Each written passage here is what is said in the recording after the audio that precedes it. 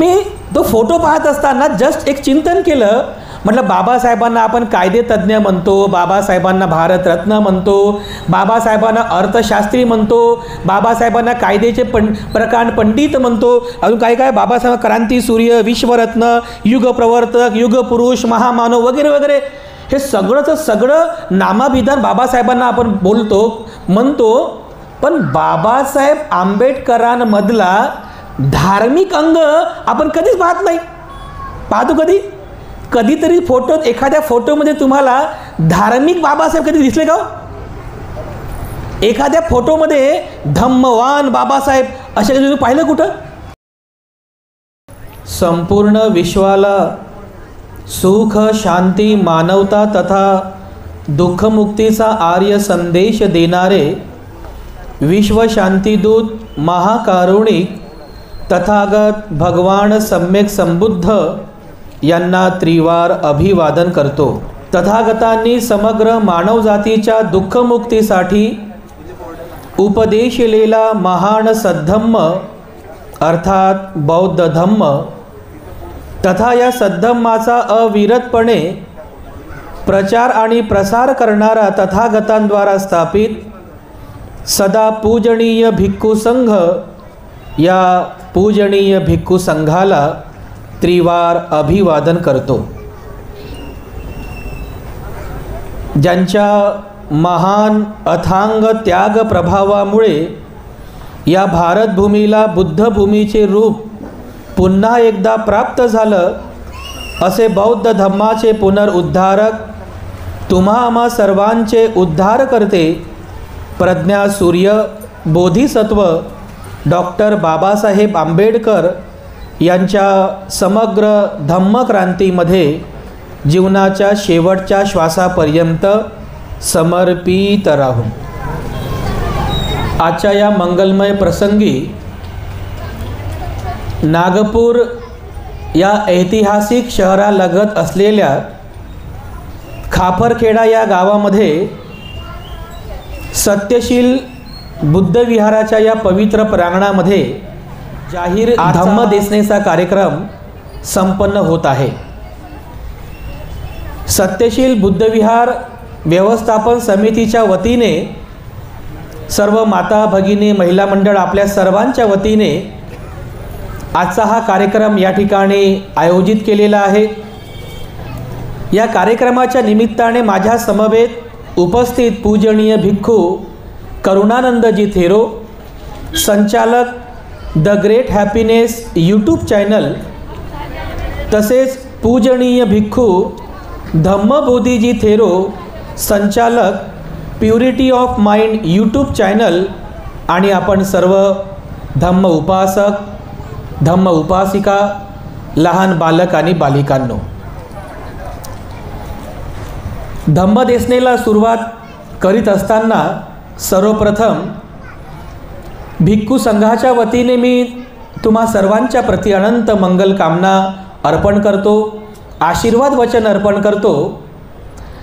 कारण काही दिवसांपूर्वीच आपण बोधिसत्व डॉक्टर बाबासाहेब आंबेडकरांची 133वी जयंती साजरी केली आणि त्याच जयंतीचं औचित्य साधून आज हा जाहीर धम्मदेसनेचा कार्यक्रम आपण सर्वांच्या सहकार्याने आयोजित केलेला आहे. आपण सर्व फार पुण्यवान आहात की या जयंतीचं औचित्य साधून भिक्खू संघाची धम्मदेसना आपण श्रवण करावी, ऐकावी आणि त्या माध्यमातून धम्म समजून घ्यावा, स्वतःला धम्म समजावा, धम्मवान बनावं, याकरिता हा एक छोटासा प्रयत्न आपण सर्वांनी केला. नक्कीच हा स्तुत्य उपक्रम आहे.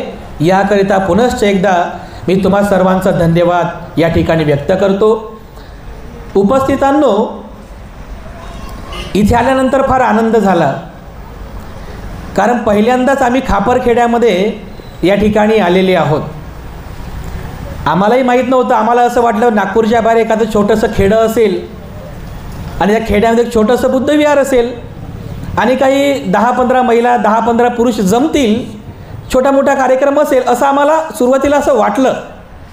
परंतु इथं आल्यानंतर मात्र आम्हाला जास्तच आनंद झाला आम्हाला. अगदी रस्त्यापासून भिक्खू संघाचं स्वागत करण्यासाठी तुम्ही सर्वजण या ठिकाणी उपस्थित होते. इथे आल्यानंतर हे विहार आम्ही बघितलं. म्हटलं इतकं भव्य दिव्य विहार या ठिकाणी आहे. विहाराच्या आतमधली मूर्ती बघितली, विहारामधली स्वच्छता बघितली, विहारातलं ते सर्व व्यवस्थापन बघितलं. तर बघा, सीताहून भाताची परीक्षा असं म्हणतात ना, तुमच्याकडे असेल ती म्हण. सगळा भात उखरून काढायची गरज नाही. एका सीताहून पूर्ण भात शिजला की नाही समजते. केवळ बुद्ध विहाराचं व्यवस्थापन कसं आहे, बुद्ध विहाराचं व्यवस्थापन कसं आहे, हे तिथे राहणाऱ्या उपासक आणि उपासिकांच्या श्रद्धेचं सर्वात मोठं लक्षण आहे. आम्ही येता येताच चर्चा केली. म्हटलं खरंच विहार इतकं सुंदर आहे. जेवढं बाहेरून सुंदर आहे, आतमधून सुद्धा खूपच सुंदर नियोजन केलेलं आहे. आपण सर्वच अत्यंत श्रद्धावान आहात बघा. हे आपल्या श्रद्धेचं लक्षण आहे. यामध्ये बिलकुल दुमत नसावं की आपल्या हे श्रद्धेची पावती आहे की इतकं सुंदर विहार आणि हा सुंदर कार्यक्रम आपण या ठिकाणी आयोजित केलेला आहे. आम्ही आतमध्ये प्रवेश केला. बुद्ध मूर्ती खूप सुंदर आहे, बघितली. त्या म्हणजे मगाशी मी चिंतन करत होतो, मूर्तीच्या पुढे, त्या बुद्ध रूपापुढे एका बाजूला सम्राट अशोकांचा फोटो लावलेला आहे. त्यानंतर बाजूला बाबासाहेबांचा एक फोटो आहे बघा. तुम्ही सगळ्यांनी बघितला असेल तो फोटो. त्या ठिकाणी बाबासाहेबांच्या विविध नावांचा जयघोष केलेला आहे.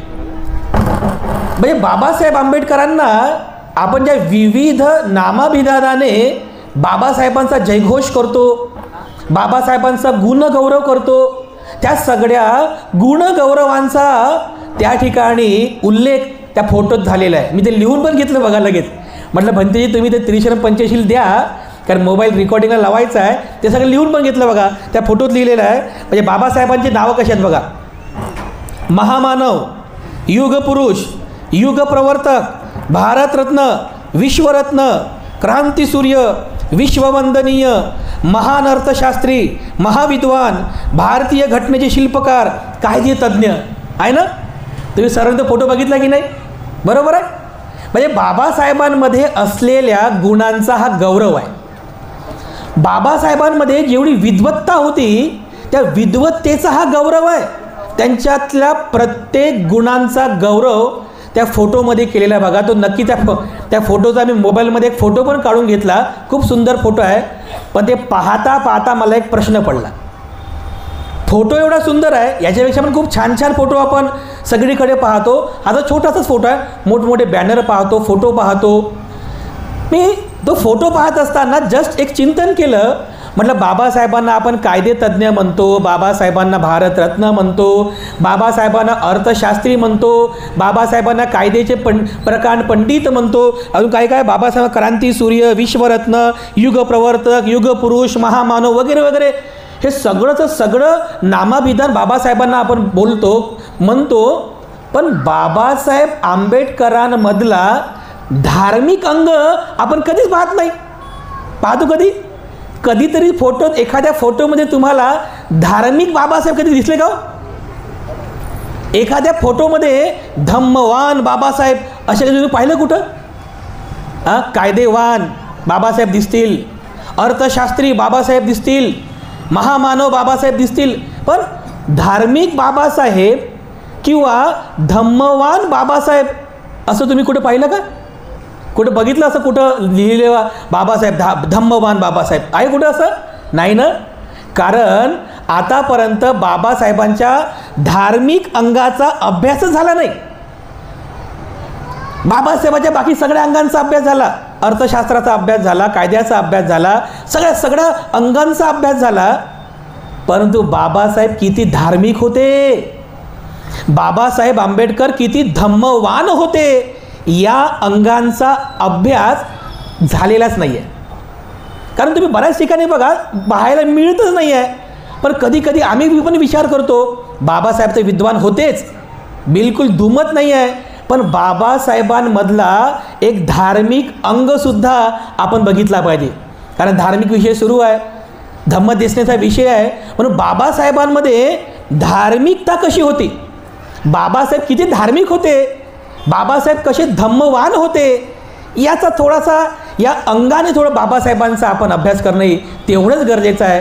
कारण आपण सर्व धार्मिक लोक आहोत, बौद्ध लोक आहोत, शील समाधी प्रज्ञा आचरण करणारे आपण लोक आहोत.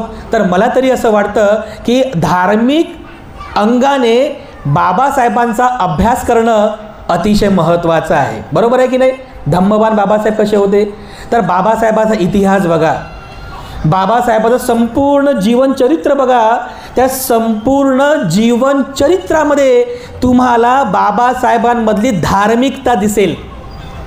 अगदी लहान वयापासून, बरं म्हणजे लहान वयापासूनच तर महापरिनिर्वाण होईपर्यंत बाबासाहेब हे धार्मिकच होते. बाबासाहेब हे धम्म मार्गी होते. बाबासाहेब हे धम्मवान होते. बघा, लहानपणीचा प्रसंग तुम्हाला सांगतो. म्हणजे बाबासाहेब धर्माकडे कसे वळाले, बाबासाहेब धर्माकडे कसे वळाले याचा एक प्रसंग स्वतः बाबासाहेब सांगतात. तुम्ही बुद्ध आणि त्यांचा धम्मग्रंथ वाचला का? नेहमीच वाचता, वर्षवासामध्ये वाचता. प्रस्तावना कोणी कोणी वाचली बरं? तुम्ही वाचली? अरे वा, साधू साधू साधू. तुम्ही पण वाचली प्रस्तावना? वा, प्रस्तावना सुद्धा वाचत राहा. का बरं? आपण पुस्तक तर दरवर्षी वाचतो, बुद्ध आणि त्यांचा धम्म, परंतु त्या पुस्तकाचा जो लेखक असतो, तो लेखक त्या पुस्तकाच्या सुरुवातीला एक प्रस्तावना लिहित असतो. त्या प्रस्तावनेमध्ये हे पुस्तक लिहिताना मला कोणी कोणी मार्गदर्शन केलं, हे पुस्तक लिहिताना मला कोणी कोणी मदत केली, मला कुठं कुठं जावं लागलं, मला कोणता अभ्यास करावा लागला, हा सगळा सारांश तो लेखक, पुस्तकाचा लेखक त्या प्रस्तावनेमध्ये लिहित असतो. जरी प्रस्तावना पुस्तकाच्या सुरुवातीला असली, पण वास्तविकता प्रस्तावना ही सर्वात शेवटी लिहिली जात असते. प्रस्तावना ही सर्वात शेवटी लिहिली जाते, परंतु सुरुवातीलाच असते बघा. तर आता घरी गेले तर अगोदर बुद्ध आणि त्यांचा धम्म या ग्रंथाची प्रस्तावना सुद्धा वाचा. कारण हा ग्रंथ लिहित असताना बाबासाहेबांना कोणी कोणी सहकार्य केलं, बाबासाहेबांना हा ग्रंथ का लिहावा लागला वगैरे वगैरे, या सर्वांचा सारांश त्या प्रस्तावनेमध्ये आहे बांधवांनो. म्हणून प्रस्तावना वाचा. तर याच प्रस्तावनेमध्ये बाबासाहेब आंबेडकर लिहितात. काय म्हणतात बाबासाहेब आंबेडकर त्या प्रस्तावनेमध्ये? तर बाबासाहेब आंबेडकर असं लिहितात की 2 प्रश्न मला नेहमी विचारले जातात. काय म्हणतात बाबासाहेब? की 2 प्रश्न मला नेहमी विचारले जातात. पहिला प्रश्न विचारला जातो की तुम्ही खालच्या जातीत जन्मास आले तरी पण एवढं उच्च शिक्षण कसं काय घेऊ शकले?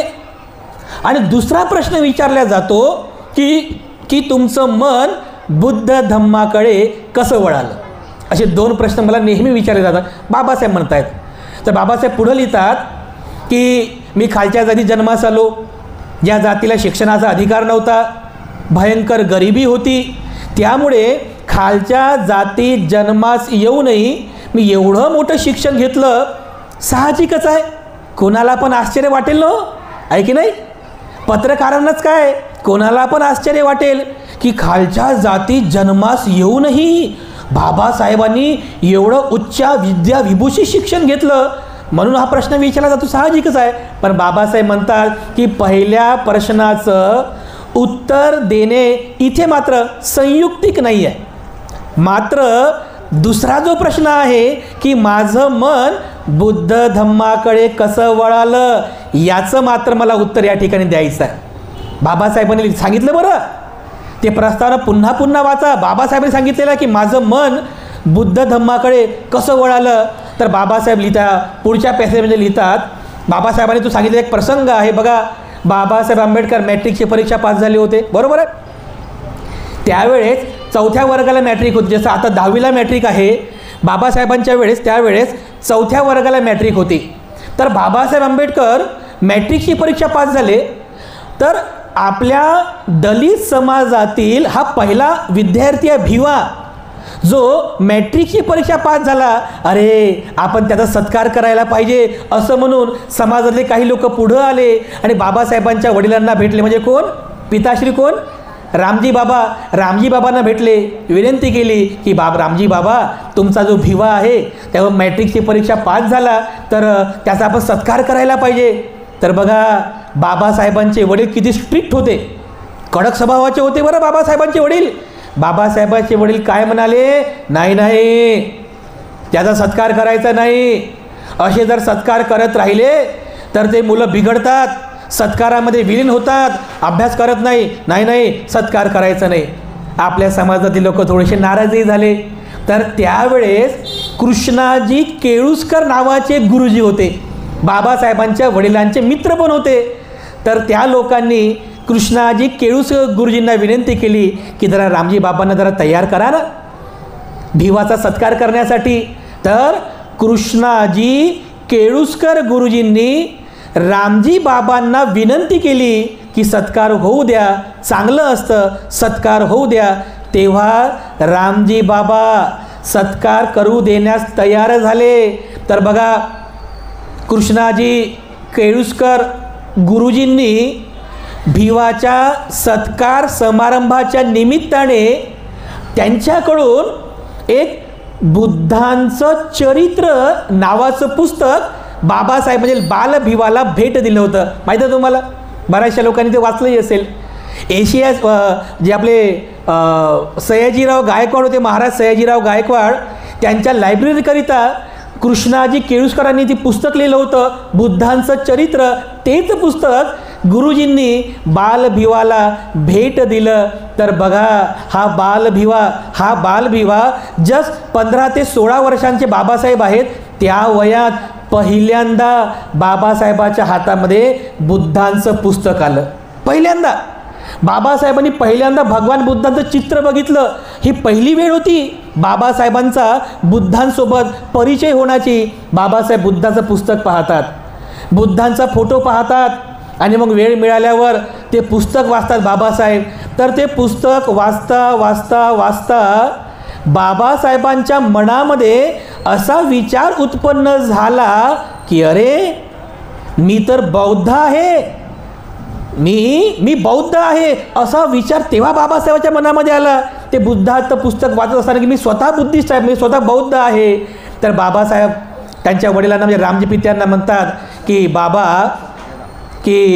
म्हणजे बाबांना विचारतात की लहानपणापासून तुम्ही मला नेहमी रामायण आणि महाभारताच्याच कथा सांगितल्या, पण तुम्ही मला कधी बुद्धाची कथा सांगितली नाही. बाबासाहेबांनी डेअरिंग केली. बाबासाहेब भ्यायचे, रामजी बाबांना खूप भीत असत, कारण स्ट्रिक्ट स्वभावाचे होते ना. तर डेअरिंग केली आणि बाबासाहेबांनी विचारलं की आतापर्यंत तुम्ही मला रामायण आणि महाभारताच्याच कथा सांगितल्या, पण तुम्ही आतापर्यंत मला कधीच बुद्धाची कथा का सांगितली नाही, बुद्धांचा परिचय का करून दिला नाही. तर बघा, त्यावेळेस रामजी बाबांनी ऐन तेन प्रकारे त्या म्हणजे बालभिवाच्या मनाचं समाधान करण्यासाठी उत्तर दिलं. ते उत्तर तुम्ही त्याच्यामध्ये वाचा. उत्तर दिलं, परंतु बाबासाहेबांचं मात्र समाधान झालं नाही. वडिलांच्या उत्तराने बाबासाहेबांचं समाधान झालं नाही. पण बाबासाहेब त्या ठिकाणी स्पष्टपणे लिहितात की मी जे बुद्ध धम्माकडे वळालो, या मागे एक पार्श्वभूमी होती. सहज म्हणून मी बुद्ध धम्माकडे वळालो नाही, यामागे एक पार्श्वभूमी होती आणि ती ही पार्श्वभूमी आहे. बघा, बाबासाहेबांचं मन बुद्ध धम्माकडे कसं वळालं. म्हणजे फक्त 14 ते 15 वर्षांचे बाबासाहेब केवळ बालभिवा, त्या बालमनावर बुद्धाचा संस्कार पहिल्यांदा पेरला गेला बघा, आणि तेव्हापासून बाबासाहेब हे बुद्ध धम्माकडे वळालं. आता तुम्ही म्हणाल की मग पुढं तर बाबासाहेबांनी कुठं उल्लेख केलेलाच नाही आहे. जरी बुद्धाचा चरित्र ग्रंथ वाचला असेल, पण त्याच्यानंतर तर डायरेक्ट 1956लाच बाबासाहेब बौद्ध झाले नाही. बाबासाहेब आंबेडकर 14 ऑक्टोबर 1956ला बौद्ध झाले नाही. तिथं जस्ट औपचारिकता होती. बाबासाहेब हे बौद्ध होते. बाबासाहेब हे ऑलरेडी बुद्ध विचारांचे होते. ती जस्ट औपचारिकता केली, धम्मदीक्षा घेतली, पण बाबासाहेबाच्या आचरणामध्ये बुद्ध होते, बाबासाहेबाच्या विचारांमध्ये बुद्ध होते, बाबासाहेबाच्या वाणीमध्ये बुद्ध होता. प्रत्येक क्षणाला बघा बांधवांनो, बाबासाहेबांनी स्वतःजवळ बुद्ध ठेवला बघा. बुद्धाला कधीच विसरले नाही बाबासाहेब. तुम्हाला माहीत आहे बाबासाहेब आंबेडकरांनी 1930मध्ये मुंबईमध्ये एक घर बांधलं होतं. त्या घराचं नाव काय होतं? राजगृह. बँकेकडून कर्ज घेतलं बाबासाहेबांनी आणि पुस्तक ठेवण्यासाठी बाबासाहेबांनी घर बांधलं. अरे विचार करा की लोक स्वतःला राहण्यासाठी घर बांधतात हो. अरे हा महामानव बघा, हा पुस्तक प्रेमी बघा, लोक स्वतःला राहण्यासाठी घर बांधतात. अरे या महामानवानी पुस्तकांना ठेवण्यासाठी घर बांधलं आणि त्या घराला नाव काय दिलं? राजगृह नाव दिलं. 1930 ते 1933 पर्यंत त्याचं बांधकाम सुरू होतं. 1933मध्ये त्या घरात गेले बाबासाहेब. काय नाव दिलं? राजगृह. काय आहे बरं राजगृह? राजगृह काय आहे? 1930ची गोष्ट आहे. काय आहे राजगृह? अरे राजगृह म्हणजे बुद्ध काळातली नगरी आहे. राजा बिंबिसाराची राजधानी. तिथेच तर राजा बिंबिसारात धम्मदीक्षा दिली भगवान बुद्धांनी. ते राजगृह. त्या राजगृहाचं नाव म्हणजे बौद्ध राजा बिंबिसार त्याच्या राजधानीचं नाव राजगृह बाबासाहेबांनी आपल्या बंगल्याला दिलं बघा. कदाचित त्यावेळेच्या लोकांना माहितीही असेल का? लोकांना तेव्हा बुद्धही माहीत नव्हता, धम्म आणि संघ काहीच माहीत नव्हतं. कदाचित कोणालाच माहीत झालं नसेल की का बाबासाहेबांनी राजगृह नाव दिलं. त्याचे लोक आईच्या कृपेने लिहितात, वडिलांच्या कृपेने लिहितात की नाही, पण बाबासाहेबांनी राजगृह नाव दिलं. कोणालाही समजलं नाही की बाबासाहेबांनी राजगृह नाव दिलं, कारण बाबासाहेब त्यावेळेसुद्धा बुद्ध विचारांचे होते. हे त्याचं हे उदाहरण आहे बघा, मूर्तिमंत उदाहरण आहे. एवढंच काय तर बाबासाहेब आंबेडकरांनी 1945ला पीपल्स एज्युकेशन सोसायटीची स्थापना केली आणि त्या अंतर्गत बाबासाहेबांनी आपल्या बहुजन समाजातील होतकरू विद्यार्थ्यांसाठी 2 कॉलेजेसची स्थापना केली. एक कॉलेज स्थापन केलं मुंबईला आणि एक कॉलेज स्थापन केलं आमच्या औरंगाबादला. तर मुंबईला जे कॉलेज स्थापन केलं 1945मध्ये, त्याला नाव काय दिलं सांगा? सिद्धार्थ महाविद्यालय. कधी? 1945. म्हणजे जेव्हा बाबासाहेब बौद्ध नव्हते. आपण म्हणतो ना बाबासाहेब 56ला बौद्ध झाले, आपण 1945ला बाबासाहेब त्या कॉलेजला सिद्धार्थ नाव देतात. काय आहे सिद्धार्थ? भगवान बुद्धांचं नाव आहे. कदाचित त्याही वेळेस लोकांना माहीतही नव्हतं की बाबासाहेबांनी सिद्धार्थ नाव का दिलं. बाबासाहेबांनी सिद्धार्थ नाव का दिलं हे लोकांच्या पण ध्यानी मनी आलं नसेल. एवढंच काय तर बाबासाहेब आंबेडकरांनी 1950मध्ये औरंगाबादला मिलिंद कॉलेजची स्थापना केली. माहिती आहे तुम्हाला? मिलिंद कॉलेज. काय आहे मिलिंद? मिलिंद काय आहे? बौद्ध राजा होऊन गेला पहिल्या शतकामध्ये, की ज्या मिनँडरने म्हणजे मिनँडर राजा, मिलिंद राजा, त्या मिलिंद राजाने एका 20 वर्षांच्या भिक्षू नागसेनासोबत चर्चा केली आणि चर्चेमध्ये तो पराजित झाला आणि तेवढ्याच नम्रतेने तो त्या नागसेन भिक्षूपुढे असा नतमस्तक झाला. बौद्ध धम्माची दीक्षा घेतली बघा. त्या मिलिंद राजाचं नाव बाबासाहेबांनी कॉलेजला दिलं बघा. कधी? 1950ला, जेव्हा बाबासाहेब बौद्ध नव्हते. बाबासाहेब तर 56ला बौद्ध झाले बघा. तुम्हाला समजते मी काय सांगतो तुम्हाला? बाबासाहेब बुद्ध विचारांचे कसे होते म्हणजे अगदी बचपना म्हणजे लहानपणापासून तर अगदी महापरिनिर्वाण होईपर्यंत बाबासाहेब हे बौद्ध धम्माचे कसे होते हे तुमच्या लक्षात येईल बघा. एवढंच काय तर 1952मध्ये बाबासाहेबांचे पुत्र होते ना, कोण? बाबासाहेबांचे पुत्र यशवंत आंबेडकर. बरोबर आहे ना? यशवंत आंबेडकराच्या पत्नी आहेत मीराताई, ज्या आता भारतीय बौद्ध महासभेमध्ये आहे की नाही अध्यक्ष आहेत. तर 1952मध्ये बाबासाहेबांनी यशवंतांचं लग्न लावून दिलं. आणि माहीत आहे हे लग्न कोणत्या पद्धतीने लावलं बाबासाहेबांनी? बौद्ध धम्माच्या पद्धतीला अनुसरून, बौद्ध धम्माच्या संस्कृतीला अनुसरून बाबासाहेब आंबेडकरांनी 1952ला यशवंत आंबेडकरांचं लग्न लावलं बघा. बघा बरं आपण तर म्हणतो बाबासाहेब 56ला बौद्ध झाले, पण बाबासाहेबांकडे या क्षणापर्यंत बुद्ध होते. बुद्धाचा विचार कधीच बाबासाहेबांनी सोडला नाही बघा, कधीच नाही. एवढंच काय तर बघा, बाबासाहेबांनी जनता नावाचं एक पाक्षिक काढलं होतं, जनता. आणि कालांतराने याच जनता पाक्षिकाचं नामांतर करून म्हणजे त्या पाक्षिकाला त्या जनताचं नाव काय केलं माहीत आहे? प्रबुद्ध भारत. त्या जनता वर्तमानपत्राचं नामांतर करून बाबासाहेबांनी त्या वर्तमानपत्राला नाव दिलं प्रबुद्ध भारत. आणि प्रबुद्ध भारतात लेख सुरू केले बघा. काय आहे प्रबुद्ध भारत? प्रबुद्ध भारत म्हणजे बुद्ध काळातला भारत.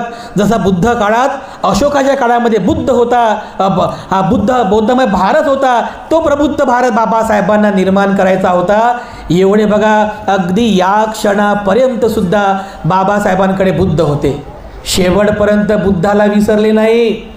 बघा बांधवांनो, आपण म्हणतो की 14 ऑक्टोबर 1956ला बाबासाहेब आंबेडकर बौद्ध झाले.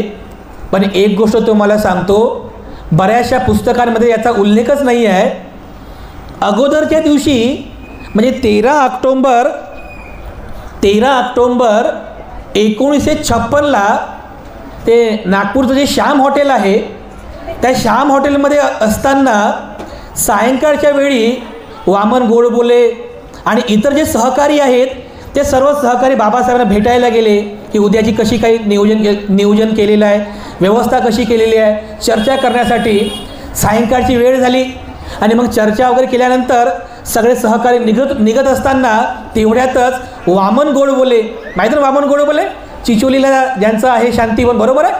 तर वामन गोडबोले बाबासाहेबांना विचारतात की बाबासाहेब, सायंकाळी काही खाणार का? आपली काही व्यवस्था करू का? काय म्हणतात वामन गोडबोले? बाबासाहेब, सायंकाळी काही खाणार का? आपली काही व्यवस्था करू का? बघा, बाबासाहेब आंबेडकर वामन गोडबोलेला काय म्हणतात की नाही वामन, मी आज सायंकाळी जेवणार नाही, कारण आज माझं उपोषण आहे. काय म्हणतात बाबासाहेब?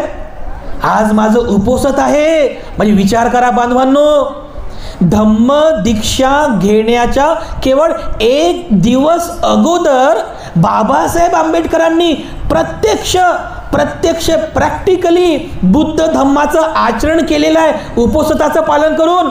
आणि सरळ म्हणतात की मी सायंकाळी जेवणार नाही, कारण आज माझं उपोषण आहे. आणि ही सुद्धा सायंकाळी जेवणार, म्हणजे ही म्हणजे कोण? बाबासाहेबची दुसरी पत्नी, ही सुद्धा जेवणार नाही. बघा, अष्टशील उपोषित व्रताचं पालन करणारे बाबासाहेब आंबेडकर होते. हा बाबासाहेबांचा धार्मिक पिंड आहे, हा बाबासाहेबांचा धार्मिक अंग आहे. बघा बरं, 14 ऑक्टोबरच्या अगदी शेवटच्या रात्रीपर्यंत बाबासाहेब आंबेडकरांनी प्रत्यक्ष बुद्धाला स्वीकार केलेला आहे, प्रत्यक्ष बुद्ध धम्माचं आचरण केलेलं आहे. एवढे बाबासाहेब धार्मिक होते. हा धार्मिक अंग कधीच आपण बघितला नाही. बघा, बाबासाहेबांमधली धार्मिकता होती की बाबासाहेब किती धम्मवान होते, हे सुद्धा तुम्हाला एका घटनेवरून लक्षात येईल. आपण बाबासाहेब आंबेडकरांना भारतीय संविधानाचा शिल्पकार समजतो, बरोबर आहे. बाबासाहेब आंबेडकरांनी अहोरात्र प्रयत्न करून, संघर्ष करून या भारताचं संविधान लिहिलं. हे संविधान या भारताला अर्पण केलं. 26 नोव्हेंबर 1949 या दिवशी, तो फोटो तुम्ही बघितला असेल, बऱ्याच ठिकाणी तो फोटो आहे. 26 नोव्हेंबर 1949 रोजी. पण संविधानाच्या भाषणामध्ये बाबासाहेब आंबेडकर, तुम्ही ते संविधानातले भाषणं वाचा, नक्की वाचा. एका भाषणामध्ये बाबासाहेब आंबेडकर काय म्हणतात त्या भाषणामध्ये की हे जे संविधान आहे, हे संविधान मी इतर दुसऱ्या कोणत्याच तत्वांवर लिहिलेलं नसून हे संविधान केवळ आणि केवळ भगवान बुद्धांच्या समता, स्वातंत्र्य, बंधुत्व आणि न्याय या चतुसूत्रीवरती मी भारताचं संविधान लिहिलेलं आहे. बघा, बाबासाहेबांनी त्या संविधान सभेमध्ये हे ठासून सांगितलं की बुद्ध विचारांवरती हे संविधान मी लिहिलेलं आहे. बाबासाहेब आंबेडकरांनी या संविधानातून बुद्ध आपल्याला दिला बांधवांनो, लक्षात घ्या. या संविधानामधून बाबासाहेब आंबेडकरांनी आपल्याला बुद्ध दिला, बुद्धांचा विचार दिला. बाबासाहेबांनी 26 नोव्हेंबर 1949ला फक्त ते संविधानाचं पुस्तकच दिलं नाही, तर या देशाला बुद्ध बहाल केलेला आहे त्या संविधानाच्या माध्यमातून. बाबासाहेब आंबेडकरांनी 26 नोव्हेंबर 1949ला या भारताला बुद्ध दिला त्या संविधानाच्या माध्यमातून. कारण बुद्ध कुठे आहेत? कुठे आहे बुद्ध? प्रत्यक्ष बुद्ध कुठे आहेत? इथं आपण विहार पाहतो, विहारामध्ये मूर्ती आहे, सगळं काही आहे, पण प्रत्यक्ष बुद्ध कुठे आहेत? बांधवांनो, प्रत्यक्ष जो बुद्ध आहे तो बुद्ध फक्त भारतीय संविधानामध्ये आहे. आणि म्हणून आम्ही नेहमी सांगत असतो, जोपर्यंत भारताचं संविधान आहे तोपर्यंत बुद्ध धम्म जिवंत आहे बघा. म्हणून आपल्यावरती जबाबदारी आहे. जसं आपण बुद्ध धम्माचं रक्षण करणारे झालेले आहोत, अगदी त्याचप्रमाणे भारतीय संविधानाचे सुद्धा रक्षण करणारे आपण झालो पाहिजे. कारण तो खरा बुद्ध या भारतामध्ये आहे. बाबासाहेबांनी सगळं करून ठेवलं, हो सगळं करून ठेवलं बाबासाहेबांनी. काय केलं आणखी बाबासाहेबांनी बघा, कायद्याच्या माध्यमातून बाबासाहेब आंबेडकर त्या भाषणामधून आणखीन सांगतात. काय म्हणते बाबासाहेबांनी कायद्याच्या जोरावर या भारताची राजमुद्रा कोणती आहे? भारताची राजमुद्रा काय आहे? 4 शियाचा अशोक स्तंभ आहे ना. 4 शियाचा अशोक स्तंभ काय आहे बरं? अशोक स्तंभ काय आहे बांधवांनो? ज्या ठिकाणी भगवान बुद्धाने धम्मचक्र प्रवर्तन केलं होतं त्या सारनाथमध्ये सम्राट अशोकाने या 4 शियाच्या अशोक स्तंभाची निर्मिती केलेली आहे. हे बौद्ध धम्माचं चिन्ह आहे. 4 सिंहांचा अशोक स्तंभ हे बौद्ध धम्माचं चिन्ह आहे. ते धम्मचक्र प्रवर्तनाचं प्रतीक आहे. बघा बाबासाहेबांनी काय कमाल करून ठेवली हो.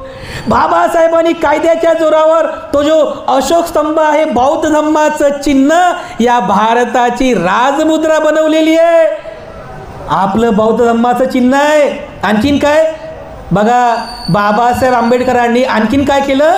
कायद्याच्या जोराने बौद्ध धम्माचं चिन्ह 24 आर्यांचं अशोक चक्र भारताच्या तिरंग्यावरती प्रतिष्ठापित केलेलं आहे. अगोदर त्या ठिकाणी गांधीजीचा चरखा होता, तो चरखा निघाला, तिथे बौद्ध धम्माचं 24 आर्यांचं अशोक चक्र बाबासाहेबांनी प्रतिष्ठापित केलेलं आहे. काय काय करून ठेवलं बाबासाहेबांनी, काय काय करून ठेवलं बघा. अशोक चक्र बघा तुम्ही, एखाद्या गाडीवर अशोक चक्र असेल आपण काय म्हणतो? हां, हे बौद्धाची गाडी आहे म्हणतो की नाही असं साहेब? एखाद्या घरावर जर अशोक चक्र असेल आपण काय म्हणतो? 100% हे बौद्ध माणसाचं घर आहे म्हणतो की नाही असं? अशोक चक्र पाहिला की बुद्धाचंच म्हणतो आपण. अशोक चक्र पाहिला की बुद्धाचंच म्हणतो आपण. भारताच्या तिरंग्यावर अशोक चक्र आहे ना, मग भारत कुणाचा झाला? भारत बुद्धाचा झाला ना हो. 1950ला बाबासाहेबांनी भारत बौद्धमय करून टाकला बाबासाहेबांनी या बौद्ध धम्माच्या चिन्हाच्या माध्यमातून. बघा भारताचा राष्ट्रपती भवनामध्ये तुम्ही गुगलवर जो फोटो बघा, जिथे भारताचा राष्ट्रपती बसतो ना त्या चेअरला, ज्या चेअरवरती बसतो त्याला administrative chair of the India असं म्हणतात. हायेस्ट चेअर आहे ती, एकदम सर्वोच्च चेअर आहे. त्या चेअरवरती जे राष्ट्रपती बसतो त्या चेअरवर तुम्ही ते फोटो डाउनलोड करा बघा. त्या चेअरच्या अगदी वरच्या बाजूला, त्या डोक्याच्या मागच्या बाजूला तिथे बाबासाहेबांनी तिथे अशोक चक्र कोरलेलं आहे. 24 आऱ्यांचं अशोक चक्र कोरलेलं आहे. आणि त्याच्यावरती असं लिहिलं आहे बघा, त्याच्यावरती असं गोल आकारात लिहिलेलं आहे धम्मचक्र प्रवर्तनाय. बाबासाहेबांनी लिहून ठेवलं काय? धम्मचक्र प्रवर्तनाय. काय आहे हे धम्मचक्र प्रवर्तनाय? काय आहे हे? भगवान बुद्धांचं पहिलं धम्म प्रवचन आहे, ज्याला आपण धम्मचक्र प्रवर्तन म्हणतो. बाबासाहेबाला हे अपेक्षित होतं की या चेअरवर बसणारा जो कोणी राजा असेल, अध्यक्ष असेल, राष्ट्रपती असेल, त्याला काय करायचं आहे देशामध्ये? राजा भवतु धम्मिको. राजा धार्मिक तर प्रजा धार्मिक होईल ना. त्याला काय करायचं आहे? त्याला या देशामध्ये धम्मचक्र प्रवर्तन गतिमान ठेवायचं आहे. जसं सम्राट अशोकाच्या काळामध्ये भारत होता बौद्धमय, तसं बौद्धमय भारत बनवायचं आहे, सर्व बाबासाहेबांनी करून ठेवलं हो. आजही बघा त्या राष्ट्रपती भवनामध्ये जिथे आपले राष्ट्रपती, प्रधानमंत्री, विदेशी डेलिगेट्स जिथे बसतात त्या ज्या हॉलमध्ये बसतात त्या हॉलला काय नाव माहीत आहे? काय नाव आहे त्या हॉलला? बाबासाहेबांनी नाव दिलं अशोका दरबार हॉल. कोण आहे अशोक? कोण आहे? अरे सम्राट अशोकाचं नाव दिलं बाबासाहेबांनी. आणि ज्या ठिकाणी हे राष्ट्रपती, प्रधानमंत्री, फॉरेन डेलिगेट्स जिथे बसतात, शेक हँड करतात, माहिती आहे कुठे बसतात? कोणाच्या मूर्तीकडे बसतात? त्या हॉलमध्ये कोणत्याच देवी देवतांची मूर्ती नाही आहे, केवळ आणि केवळ त्या हॉलमध्ये भगवान बुद्धांची मूर्ती आहे. आणि त्या मूर्तीपुढे बसून आमचे प्रधानमंत्री, राष्ट्रपती आणि फॉरेन डेलिगेट तिथे बसतात बघा, बुद्धाला साक्षी ठेवून. बघा तुम्ही तो फोटो डाउनलोड करा, बुद्धाला साक्षी ठेवून तिथे चर्चा होते बघा, बुद्ध साक्षीदार आहेत. प्रधानमंत्री, आता नाव घेत नाही मी, प्रधानमंत्री भारतभर फिरतात पण कधी बुद्धाचं नाव काढत नाहीत. काढतात का? कधी बुद्ध त्यांना आठवत नाही, कधी बुद्ध बोलत नाहीत. भारताच्या बाहेर गेले तिकडे लंडनला, अमेरिकेला, काय म्हणतात की मैं बुद्ध के देश से आया हूँ. लोक टाळ्या वाजवत बघा. असं नाही म्हणणार मी अमक्याच्या देशातून आलो, मी ढमक्याच्या देशातून आलो. काय म्हणतात? मैं बुद्ध के देश से आया हूँ. तो लोक टाळ्या वाजवत बघा, कारण प्रधानमंत्रीला चांगल्या प्रकारे माहीत आहे कि जग में बुद्ध का नाम है. अरे यही तो भारत की शान है. जग में बुद्ध का नाम है, यही तो भारत की शान है. काय काय करून ठेवलं बाबासाहेब आंबेडकरांनी हो. हे सगळं बाबासाहेबांनी 1950 मध्ये करून ठेवलं. मग तुमच्या मनामध्ये हा प्रश्न नक्कीच उपस्थित झाला पाहिजे. मग मला सांगा, बाबासाहेब बौद्ध नव्हते का हो? बाबासाहेब बौद्ध नव्हते? कोण म्हणते बरं बाबासाहेब 56लाच बौद्ध झाले? बाबासाहेब बौद्ध नव्हते का अगोदर? होते. बाबासाहेब हे बुद्ध विचारांचे होते. बाबासाहेबांनी स्वतः बुद्ध विचार आत्मसात केला आणि बुद्धांच्या प्रत्येक प्रतीकाला या भारतामध्ये रोपित केलं. बघा, आज आपल्याकडे जबाबदारी आलेली आहे की बाबासाहेब आंबेडकरांनी त्यांच्या धार्मिक विचारांमधून या भारताला बुद्धमय बनवण्यासाठी जे जे काही काम केलेलं आहे त्या कामाला, अर्थात त्या धम्मरथाला पुढं आणि पुढं नेण्याची सर्वात मोठी जबाबदारी आपल्यावरती येऊन ठेपलेली आहे. राजकारणाबद्दल आता बोलूच नाही, इतर कोणत्याच क्षेत्राबद्दल बोलूच नाही, पण किमान धार्मिक क्षेत्रामध्ये मात्र आपण एका ठिकाणी येऊ शकतो. इतर क्षेत्राचं जर न बोललेलंच बरं, पण धार्मिक क्षेत्र असं आहे की त्या क्षेत्रामध्ये मात्र एक विचाराने, एक संस्काराने, एका छताखाली येऊन आपण एकमुखाने कार्य करू शकतो. म्हणून मलाही म्हणायचं आहे की बाकी क्षेत्रामध्ये प्रगती हो की न हो, मात्र धार्मिक प्रगती आपली नित्यनियमाने झाली पाहिजे. कारण बाबासाहेबांनी बांधवांनो आपल्यावरती जबाबदारी दिलेली आहे, संविधानाचं रक्षण करणे आणि बौद्ध धम्माचं रक्षण करणे. बांधवांनो, तुम्ही सगळे सोशल मीडियावरती आहात, फेसबुक, व्हॉट्सअप, ह्या सोशल मीडियावर तुम्ही पाहत असाल, सध्याची भारताची परिस्थिती बौद्ध धम्माच्या दृष्टीने योग्य नाही आहे. काही दिवसांपूर्वी एक मोठं फंक्शन पण झालं होतं बघा, तुमच्या लक्षात जर असेल तर. मोठं फंक्शन झालं त्या उत्तर प्रदेशमध्ये. काय काय सुरू आहे याची जाणीव आपल्या सर्वांना असायला पाहिजे. याची जाणीव आपल्या सर्वांना असायला पाहिजे. कशा पद्धतीने बुद्ध धम्माला जमिनीखाली गडप केल्या जात आहे. बुद्धांच्या मूर्त्या, बुद्धांच्या लेण्या, बुद्धांचे ऐतिहासिक ठेव कशा प्रकारे नेस्त नाबूद करण्याचा प्रयत्न या भारतात सुरू आहे. बौद्ध धम्म नष्ट करण्याचा प्रयत्न सुरू आहे. याच्याबद्दल जागृत राहा, याची जाणीव ठेवा. आणि या माध्यमातून किमान जर आपण धार्मिक क्षेत्रामध्ये एक राहिलो, एक विचारांचे राहिलो, तर किमान आपली जबाबदारी बनेल. बौद्ध धम्म कधीही नष्ट होणार नाही, बौद्ध धम्म कधी या भारतातून संपणार नाही आहे. कारण आज बाबासाहेबांचा आदर्श आपल्याकडे आहे, बाबासाहेबांची एक मोठी भीमशक्ती आपल्याकडे आहे. म्हणून किमान धार्मिक क्षेत्रामध्ये एका छताखाली राहा, एका विचारांचा. मला जरी वाटते बाबासाहेबांना त्यांच्या 133व्या जयंतीच्या निमित्ताने हीच सर्वात मोठी आदरांजली असेल बघा। धार्मिक क्षेत्रामध्ये एका विचारांचे राहा, बिलकुल भेदभाव करू नका, बिलकुल कमीपणा जास्तपणा ठेवू नका, एक विचाराने आपल्याला धर्म हा धम्मरथ पुढे न्यायचा आहे। बाबासाहेबांमधले हे सगळे धार्मिक अंग योग्य प्रकारे समजून घ्या आणि बाबासाहेब आंबेडकरांनी आपल्यावरती दिलेली जी जबाबदारी आहे त्याचं योग्य प्रकारे जाणीव ठेवा। बघा बांधवांनो, बाबासाहेब आंबेडकरांना जास्त आयुष्य लावलं नाही हो। 14 ऑक्टोबरला म्हणजे 14 ऑक्टोबर 1956ला बाबासाहेब बौद्ध झाले आणि 6 डिसेंबर 1956ला बाबासाहेब आपल्या सर्वांना सोडून गेले हो। फक्त 2 महिने बाबासाहेबांनी आपल्याला फक्त 2 महिने बाबासाहेब जिवंत राहिले। तर बघा आपल्यावरती किती मोठी जबाबदारी आहे, किती मोठी जबाबदारी आहे। आज आपण जरी वेगवेगळ्या विचारांचे असलो, कोणत्या क्षेत्रामध्ये असू द्या, राजकारण असू द्या, कोणते क्षेत्र असू द्या, पण बाबासाहेबांच्या विचारातून एक व्हा, धार्मिक क्षेत्रामध्ये एक राहा, एक विचाराने हा धम्मरथ पुढं आणि पुढं नेण्यासाठी प्रत्येकाने पुढाकार घ्या, सहकार्य करा, दान पुण्य करून सदैव आपले हा धार्मिक समारंभ आयोजित करत चला, ही आपल्या सर्वांची जबाबदारी आहे। आजच्या या मंगलमय प्रसंगी ज्यांनी आज हा धम्मदेसनेचा जाहीर धम्मदेसनेचा कार्यक्रम या ठिकाणी आयोजित केलेला आहे, नक्कीच आपण सर्व अभिनंदनास पात्र आहात, आपण सर्वच श्रद्धावान आहातच। कारण अगोदर सुद्धा बोललो, विहार बघून लोक कसे आहेत ते लगेच समजतात बघा। इतकं सुंदर विहार या ठिकाणी आहे, विहाराचं व्यवस्थापन आहे, हे सर्व बघून आम्हाला खूप आनंद झालेला आहे। आपण सर्व श्रद्धावान आहातच, आपल्या श्रद्धेमध्ये आणखीन वाढ होत राहावी, श्रद्धा वृद्धिंगत होत राहावी आणि या वृद्धिंगत झालेल्या श्रद्धेने आपल्या सर्वांचं जय मंगल कल्याण व्हावं, अशा प्रकारची मंगलकामना आपल्या सर्वांप्रती अर्पण करतो। अधिक न बोलता वेळेअभावी या ठिकाणी थांबतो। सर्वांचं मंगल हो, सर्वांचं मंगल हो।